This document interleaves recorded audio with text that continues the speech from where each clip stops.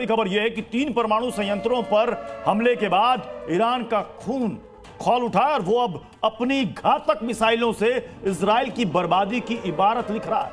Israel के शहरों पर ईरानी मिसाइलें आग बनकर बरस रही हैं। तेल अवीव और हाइफा जैसे शहरों में हर ओर बर्बादी दिख रही है। जी न्यूज की टीम इस वक्त इजराइल के तेल अवीव में मौजूद है। देखिए वॉर जोन से हमारे संवाददाता ब्रजेश तिवारी की ये एक्सक्लूसिव रिपोर्ट।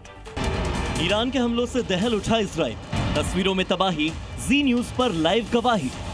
धमाका इतना जोरदार था कि पूरी तरीके से यहाँ पर सब कुछ चकनाचूर हो गया है। वहीं दूसरी तरफ जो बिल्डिंग, जिस बिल्डिंग की हम बात कर रहे थे, रिहायशी इलाका, रेसिडेंशियल इलाका, और रेसिडेंशियल इलाके को टारगेट किया गया। ईरान ने इजराइल पर की मिसाइलों की बौछार। जहां गिरी ईरानी मिसाइलें, वहां पहुंचा जी न्यूज।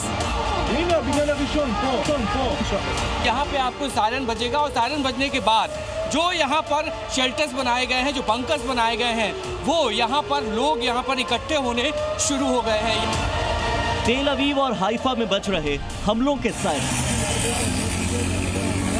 अमेरिका के हमले के बाद ईरान ने चेतावनी देने के साथ ही इजराइल पर हमले तेज कर दिए। ईरानी मिसाइलें तेल अवीव और हाइफा समेत इजराइल के 15 से ज्यादा शहरों में कहर बरपा रही हैं।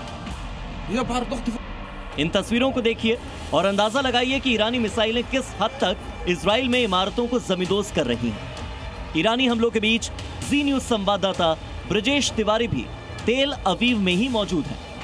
तेल अवीव को टारगेट किया गया और टारगेट रेसिडेंशियल इलाके के उस एंगल में, उस जगह की तस्वीरें मैं अब आपको दिखाने जा रहा हूं जो टारगेट पे था, जो सेंटर ऑफ टारगेट था। अगर आप इस रेसिडेंशियल इलाके की इस बिल्डिंग को देखें तो यहीं बीचों बीच वो बॉम्ब आकर गिरा, जिसके पास आसपास जितनी भी इमारतें थीं सबको नुकसान पहुंचा। यहाँ की तस्वीरें अगर आप देखें तो अब यहाँ पर रेस्क्यू के तौर पर काम किया जा रहा है। रेस्क्यू यानी जो मलबा है उसको हटाया जा रहा है। अब फोर्सेज आपको हर जगह यहाँ पर दिखाई देंगी। बिल्डिंगें टूट चुकी हैं, बिल्डिंग के जो हिस्से हैं वो मलबे में तब्दील हो चुके हैं।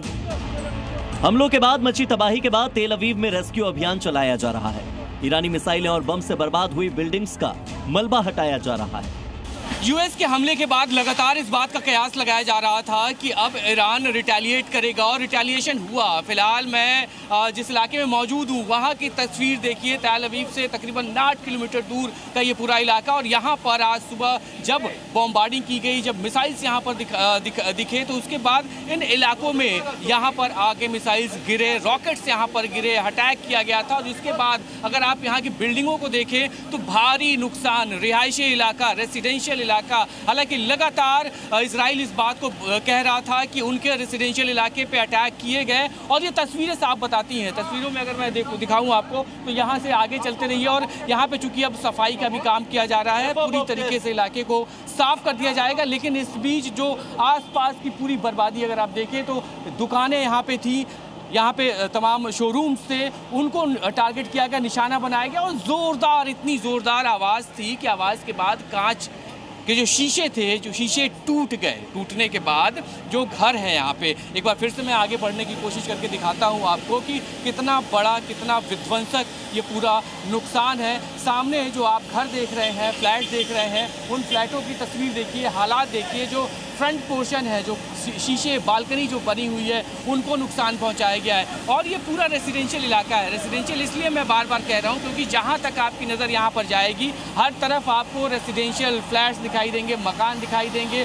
और लोग यहाँ पर रिहाइश थी, भारी संख्या में लोग यहाँ पर रहते थे, और उन्हीं लोगों को टारगेट किया गया। जी न्यूज़।